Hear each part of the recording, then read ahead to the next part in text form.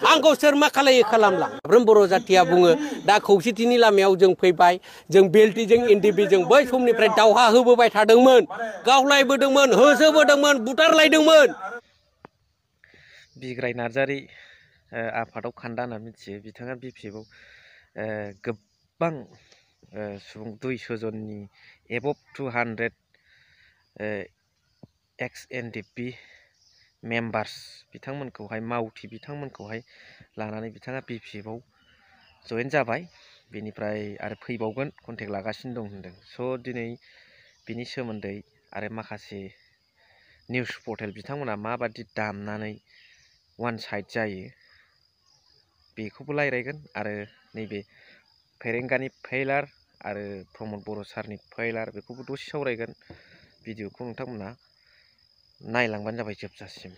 Hello' everyone once second welcome back to the channel. दिनै गोदान video नोंथां बयखौबो गोसो गोथारै बरायदों लोगोसे आसा खालामो इसोरनि अननायाव नोंथां बयबो मोजां दं। स' दिनै खाम्फा बरगयारि बिथां सारा बुंदों बड'लेण्ड बुब्लि आरो बड'लेण्ड रादाब। नोंथांमोनाथ' इउटुबार नङाना इउटुब चेनेल खुलिनानै प्रसार खालामनाय नङाना मोनसे बे निउस पर्टेल जोंनि बर'निनो नोंथांमोना मुंबो खामायबाय नोंथांमोननि निउसखौ बयबो लायो नाथाय नोंथांमोना वान साइड जानानै जे माखासे खोथा बुङो बेखौ दिनै दुखु मोनदों। रायजो राजा आरो दैदेनगिरिफ्राबो केपसार खालामखानानै दंखायोमोन। जाबादि फिसा खोथाखौनो फोजौलाङोना माने मोनसेखौ डाउनाव दोननो थाखाय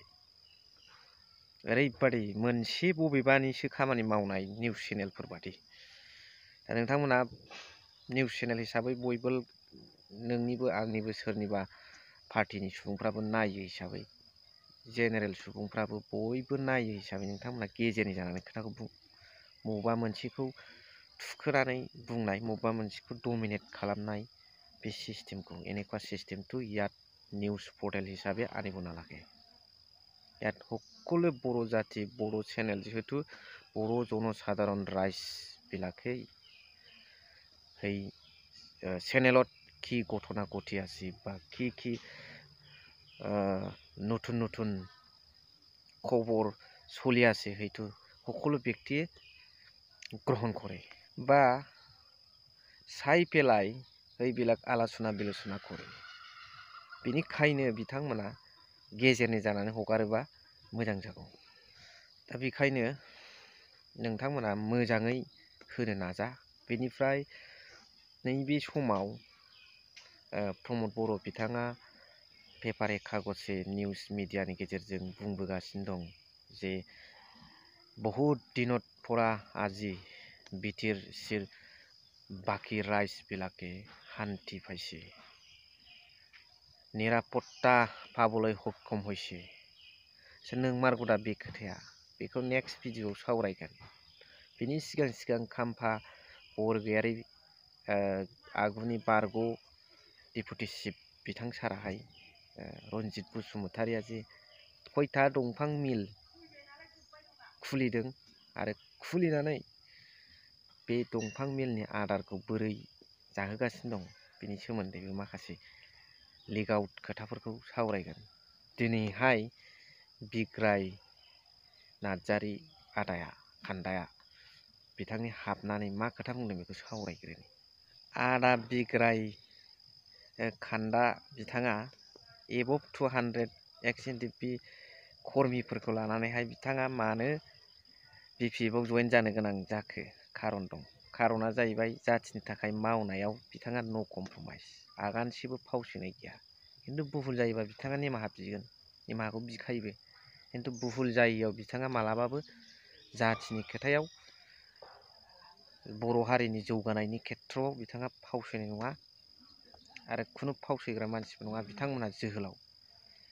आखायाव हाथियार लानानै जुद्ध नांनानै फैनाय सुबुं आरो बिथाङा गियाबो गाव खोन्थानानै लाखाबाय। दा दिनैनि समाव बिटिआर गभर्नमेन्टआ होनदों जाहैबाय जे सामन लेटारा फैयो बिसिनावबो जायनाखि बिथांमोना एक्स जानानै दा न'आव दं बिथांमोननाव फैयो। दा बेखौ लानानै बिटिआर गभर्नमेन्टआव सावरायनो थाङोब्ला बिटिआर गभर्नमेन्टनि दैदेनगिरिफ्रा बुंहरो जाहैबाय जे जों गोजौआव रायज्लायजोबखाबाय मानिबाव लेटार फैबावनांगौ जों नोंसोरखौ रावबो हमनो हाला होननानै नाथाय दिनै कर्टनिफ्राय सामन लेटार फैयो खननै खनथामसिम फैबाथ' एरेस्ट वारेन्ट दिरुनोना बेखौ लानानै बिथांमोना सावरायबाबो रेसपन्स मोना जादों लोगोसे दिनै बर' हारिनि थासारि आरो बे बिटिसि ओनसोलनि माखासे पावारफोरखौ नायबाय जे गलांजोबबाय ड्रेन अफ वेल्थ बादि दा बेफोरखौ सिन्था खालामनानै जाथिखौ गाबथानायनि बे ओनसोल बिटिसिखौ फोथांनानै लाखिनायनि थाखाय बिपिएफआव बिथांमोना जइन जादों आरो एक्स एनडिपि हिसाबै बिथांमोननि माखासे केस जेलाव थानाय बिथांमोन डिआर नाब्ला सारमोन गनांगौनि खोथा दं बेफोरखौ होख्राव बुंबोबाबो डिमान्ड खालामबोबाबो बिथांमोना नायसनजायाखै दिनैसिम बिटिआर गभर्नमेन्टआ 3 इयार्स बारलायलांबाय दा बेफोर गासैबो खोथाखौ आलासुना बिलुसुना खालामलायनानै सिन्था सरसा खालामलायनानै सालिजारि खालामनानै बिथांमोना बिपिएफआव जइन जादों आरोबाव गावसिनि खोथाखौथ' जायफोर गोथाङै दं खोनासङासै मुंख्लं न'खरफोरनि खोथाफोरखौ खोनासंजानो लुगैदोंमोन बिथांमोना बिनि थाखायबो बिथांमोना आर'ज खालामहैदोंमोन बिटिआर सरकारनावहाय दिनै जेबो फिथाइ गैया बेफोर गासैबो खोथाफोरखौ साननानैहाय नायबिजिरलायनायनि गेजेरजों बिथांमोना बिपिएफआव जइन जादों आरो बै मोनथायखौ मोननो थाखाय बिपिएफआव थानानै बिथांमोना खामानि मावनो आरो दिनैहाय गुबुन आलादा बिजेपि गुबुन पलिटिकेल पार्टियाव नङा बिपिएफआवनो हाबनानै सिंगोल मोनसेल' टेन्टा बादि जानानै